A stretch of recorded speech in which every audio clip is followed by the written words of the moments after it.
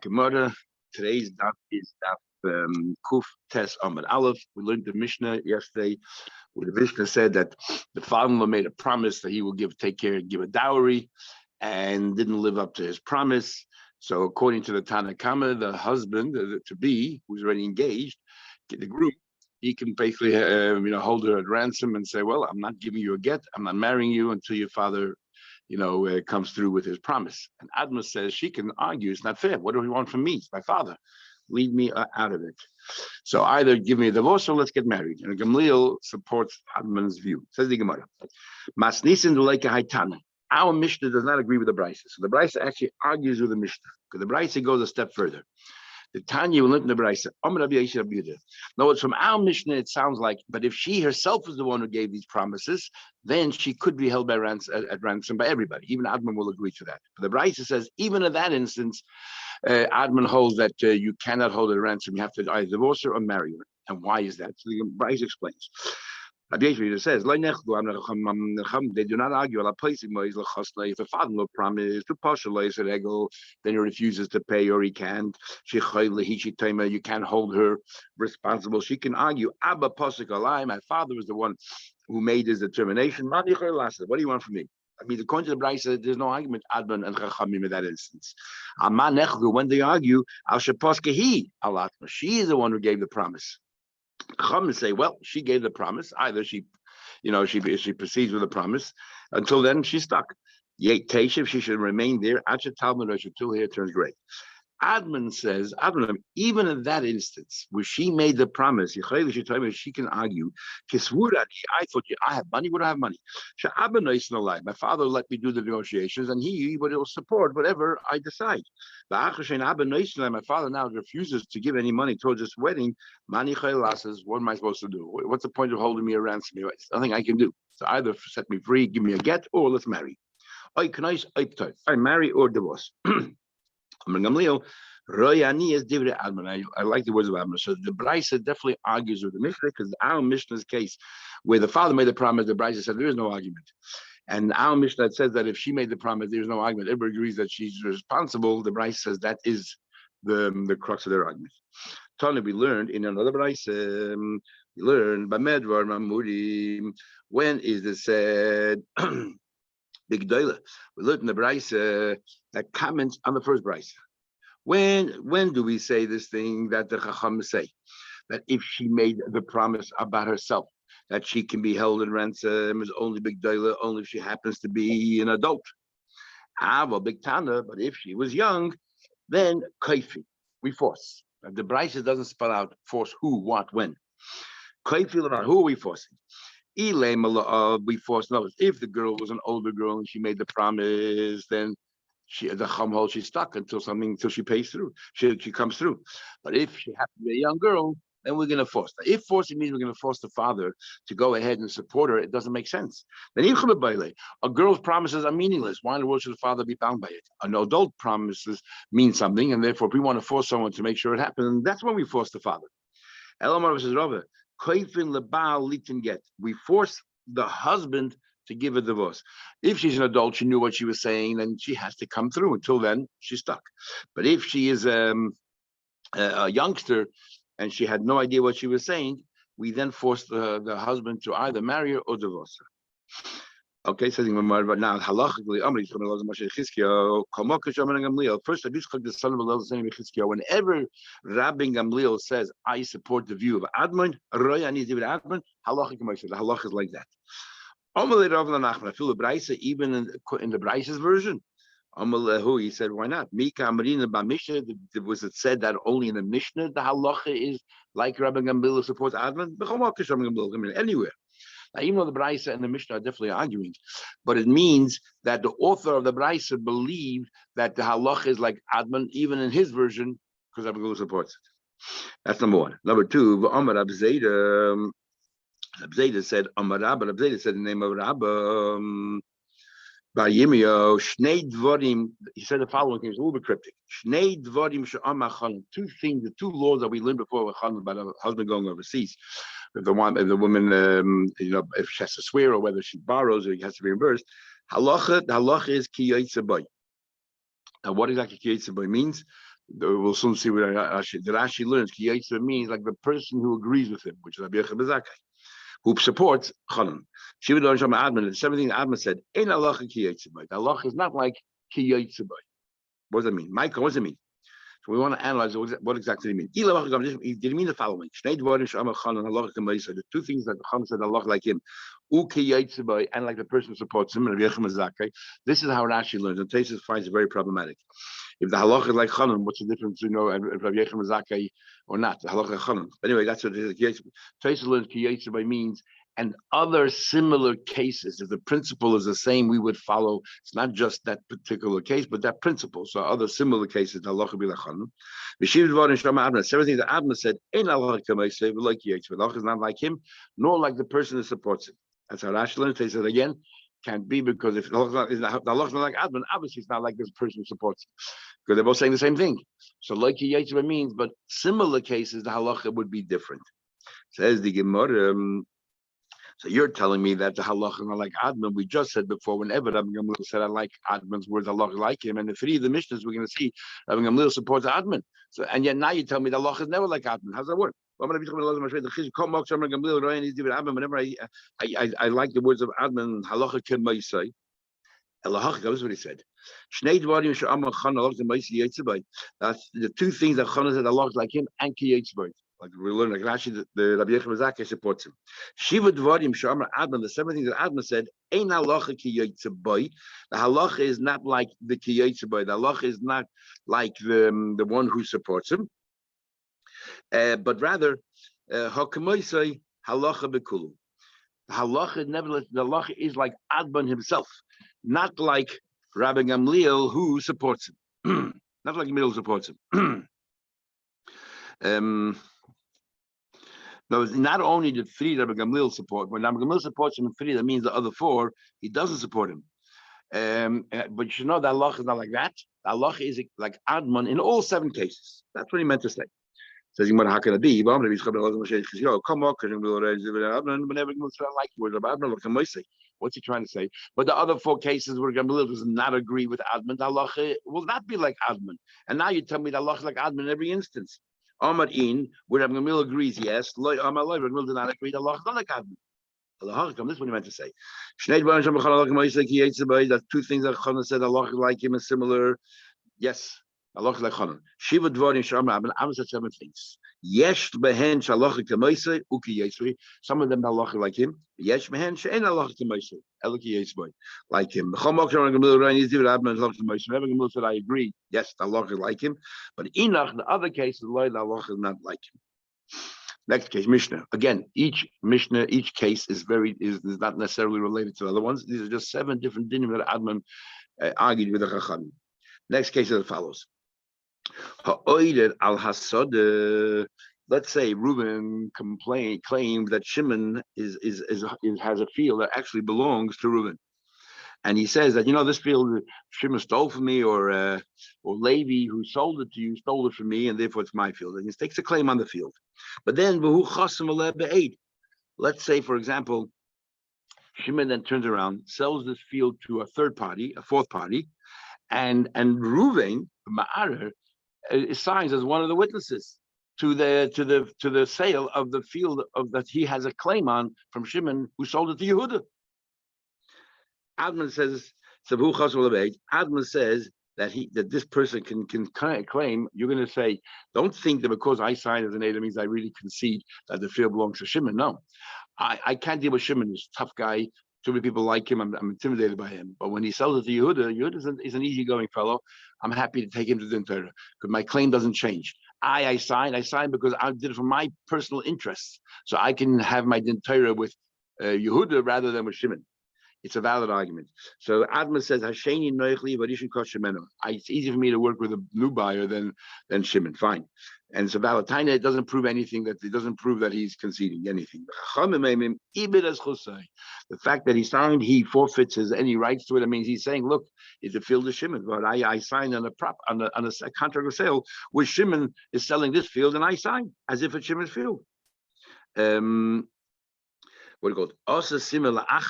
What happens if, let's say, Shimon the one who is sitting in the field, and Reuben staked a claim in it. Shimon then, let's say he sold Shimon sold the field to a third party, and he sold an adjoining field to this field that the Reuben is taking a claim on. Shimon has a bunch of fields. He sold another field, let's say right abutting the field that's in dispute, and he puts the markers and the demarcations, and he uses this disputed field as one of the demarcation lines, and Reuben signed it. He uses it, says that Shimon's field number B is on the north side, and Reuben signed it. Here already, what did Reuben sign it? Why did he agree to sign the star where it says Shimon's name? He has no benefit from it, and yet he signed it. That is already considered a concession. Also, then then definitely he forfeited his chus. Then he forfeited his chus. Says the Gemara further. He says, when do we say that's considered concession? Only if he signed as a witness. I will dying, but if he signed as a judge and he just confirmed the signature of the witnesses that's being authentic, then he doesn't forfeit his chus. Now, why should be a difference if he's a witness on this document or whether he was a dayan? The difference is that Yonim, when they are approving, the verifying the authenticity of the signature of the witnesses, they don't bother reading the contents of the star. It's irrelevant. The question is only whether these witnesses signed or didn't sign. So they call the witnesses in and they verify it. So therefore, just because he signed on a document which says that this disputed field is a marker on one side, the boundary fence on one side, means nothing. The Tanakh said, witnesses, before they sign, they must read the star. So obviously he read the star and he prepared to sign. That's a concession. The Yonim sign, the Yonim sign, even though they didn't read it, so therefore the fact that he signed it doesn't prove anything. But according to Taisa, I told you when it says Asa Simala at the end of the Mishnah, is that the disputed field is being sold by Shimon, the person that you're disputing with, not by the Ma'arer, but by this purchaser Shimon, and Shimon used that field as a boundaries for one of another field of his. Taisa learns it's the Ma'arer himself who used this disputed field as a boundary for another field that he was selling. And therefore, because he inserted in the star, that definitely is a proof that he's sort of conceding that this field is not his, but someone else's. Okay, let's continue Gemara. Says the Gemara, only if they use this disputed field as a boundary, let's say for another third party. Let's say he was the one who was buying that. If he was the one buying the adjacent field, and Shimon, the one that he's having a fight with, is selling another field, and Reuben, the Ma'ar, is buying it, and he uses the demarcation, the boundary of the disputed field, and Reuben proceeds with it, proves nothing. Does not forfeit. Why not? If I wouldn't go along with his ploy, I would never be able to buy that field. I really desperately need that field. So I just played along with it. I'm not conceding anything. In other words, where he has a personal interest in signing, not because he's conceding, we accept that. It's only when he has no benefit, why in the world did you sign? If I don't go ahead with it, he would never sold it to me. What are you going to say? You say, well, I still have an option. The counsel of Medah. I should have called in a couple of witnesses and say, before I sign, I want you to know that the field is still in dispute, and the reason why I'm signing is for this and this reason, only because I wanted to buy that field. But I'm letting you know before, and I'm not conceding anything. You should have done that. No. Because the famous saying, Chav Roch, Chav Islay. Benjamin Franklin he said the definition of a secret is something you tell one person at a time. Or in other words, he said the best kind of secret between two people is one of them is dead. In other words, secrets don't remain secrets. So he said, Chav, if I tell two people they have friends, and the Chav Islay, then these friends have other friends, and before you know it, everybody will know, and the sale will fall through. I don't want that to happen. How would there's more to the story, a very similar story that somebody made a similar exactly what's getting Mishnah said. That while that Reuven disputed with Shimon the field that Shimon bought from a third party, and then Shimon turned around and sold an adjacent field to his field and used as a demarker, as the boundary, this field, and he had Reuven sign as well as a witness. Okay. And then afterwards, Reuven, the Ma'ar, went ahead and he staked a claim. After he signed, Vishachiv, and then he died before he had a chance to go to Bezdin.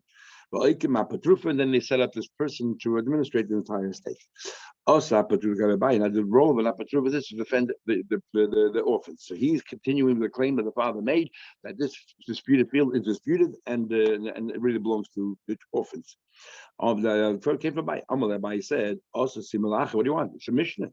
Once you signed as a witness for another person, even as Chusa, he fought your father. The person, the father. These are him. He gave up his rights when he signed that document. This apotropos is a very clever man, and he said, had he been alive, you know what he would have said? Tell him that I concede that the entire field belongs to Shimon. All I conceded was that the boundary to that other field is part of my field. All I'm conceding is one row, one furrow of the property. You know, it's the very boundary, that little section there. Actually, I acknowledge belongs to Shimon, but the rest of the field is still his. He never conceded that. Tell him Abai said, you're right. You remind me now that you're right.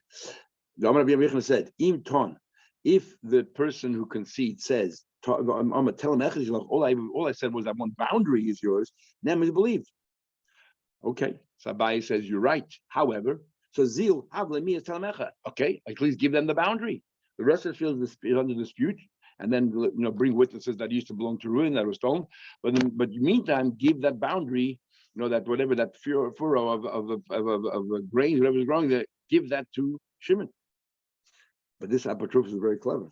He said, what happened was, there was a group of palm trees there, which was considered, precious. Amalei, so then the apotropos continued. The father, the same was still been alive. He would have continued and argued. He would have said, you're right. I conceded that the boundary belonged to Shimon, but then I bought it back from him because I wanted these palm trees. And he would be believed. Why would the father be believed? So Rashi learns he has a migli. A migli is he didn't have to agree at all. He didn't have to sign the star. And because he didn't have to sign the star, he has a migli. It's called Pesha Aser, who are Pesha Hitit. Because Reuven is going to bring witnesses that this field used to belong to him and was stolen from him, and even though then Shimon would have received nothing by signing the document, I gave you over to tell him. So I'm a pesha asa. I incriminated myself, but then right away I was matter. I undid it by saying I put this in you afterwards. So that's how Rashi learns. Tracy learned that's called the Migula Mafreya. Because he signed the document first, and a long time later, we come along this argument about, I bought it back from you. You can no longer put the two together and say Migul, because that's called a Migula Mafreya. Back then, when I said it, I didn't have to say it. That doesn't really work. So Tracy learned a different shot. He learned that the star, what do you call it? The document about Shimon's document that he has over there about the sale and so on and so forth was not verified at all. So therefore he's believed to say that I bought it back for you because the migi is he could say that this document is false. I never signed it. I never signed the document. It's a fraudulent document because it was never certified by a bezdin. He can argue that. So it's not a migla mafred. It's a migla right now. Your whole basis is this document that I signed. I never signed it and it was never certified. Okay, back to the Gemara. So Abaye concludes. Amar Abaye. Sorry, Abaye said, you're right. Again, Shapik Amr, you're Hamzin right. Because Amr said, Im Toan Vama Chazarti Lakachman, if afterwards he said, I bought it from you, never believed. Amr Abaye says, Hi man the Mukim Apatrufa, if you ever want to have administrator of an estate, especially taking care of orphans, Noikim Kehai. This is the kind of apatrufas you want. The Yada La Puche B'Schusriyas. He knows exactly how to defend the assets of your son. Good on him. Mishnah. Somebody went overseas, but of the derech, so let's say his field was circled by 4 other fields, and he was in the center, but he used to have a path, a trail that used to go to his property, but then he went overseas, and when he came back, it was overgrowth or something, and it's gone, taken over by the fields, and it disappeared. So what does he do now? It was like an easeway. He had an easement over there that he used to walk, but now the easement disappeared.